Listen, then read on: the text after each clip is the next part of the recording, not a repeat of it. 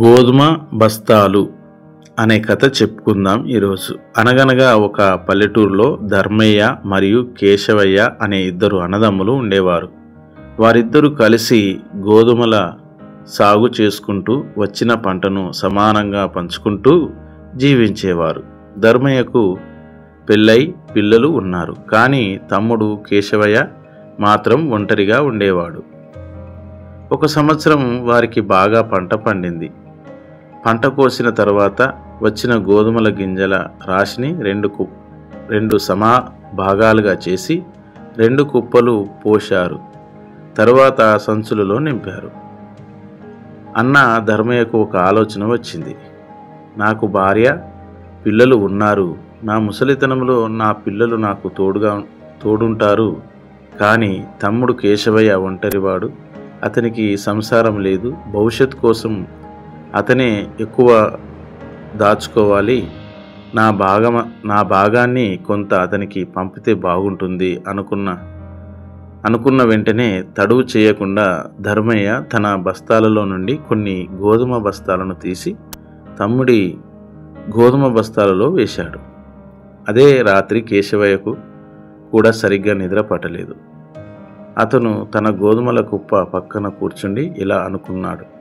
నాకు బాధ్యతలు లేవు, ఒంటరిగా ఉన్నాను. ఏది అవసరమైనా నేను చూసుకోగలను. కానీ అన్నయ్యకు పెద్ద కుటుంబం ఉంది. పిల్లల చదువులు, భవిష్యత్తులో వారి పెళ్ళిళ్ళు ఉంటాయి కదా. అన్నయ్యకే ఎక్కువ ఖర్చు ఉంటుంది. నా భాగం నుంచి కొంత అన్నయ్యకు పంపితే వారికి ఉపయోగపడుతుంది కదా అని వెంటనే కేశవయ్య కూడా తన బస్తాలలో నుంచి కొన్ని గోధుమ బస్తాలను తీసి అన్నయ్య బస్తాలలో వేశాడు. తెల్లవారింది. ఇద్దరు తమ తమ గోధుమల కుప్పలు చూసుకొని ఆశ్చర్యపోయారు. ధర్మయ్య ఇలా అనుకున్నాడు.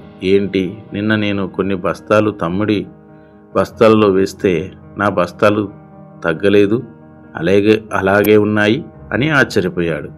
తమ్ముడైన కేశవయ్యకు కూడా వింతగా అనిపించింది. రాత్రి నేను కొన్ని బస్తాలు అన్నయ్య బస్తాలలో వేశాను కదా, నా కుప్ప కూడా తగ్గలేదు, అలాగే ఉంది. ఇదేమి వింతరా బాబు అనుకున్నాడు కేశవయ్య.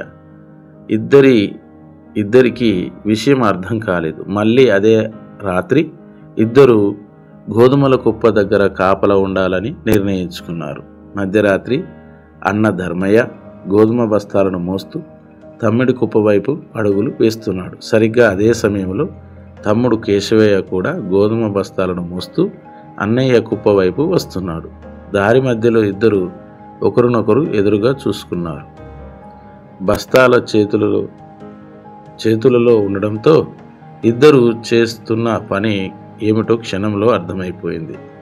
ఒకరిపై మరొకరికి ఉన్న ప్రేమ, త్యాగభావం, బాధ్యత చూసి ఇద్దరి కళ్ళలో నీళ్లు తిరిగాయి. వారి మధ్య మాటలు లేవు. బస్తాలు కింద పెట్టి ఇద్దరు కౌగిలించుకున్నారు. అన్నదమ్ములు ఇద్దరు కలిసిమెలిసి అర్థం చేసుకుని జీవించడం మొదలుపెట్టారు.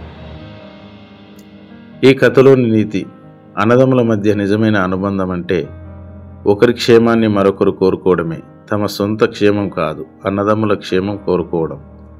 అన్నదమ్ముల ఆస్తిని పంచుకోవచ్చు, కానీ వారి హృదయంలోని ప్రేమను ఎప్పటికీ పంచుకోలేరు. అది నిండుగా, అమూల్యంగా ఉంటుంది కదా.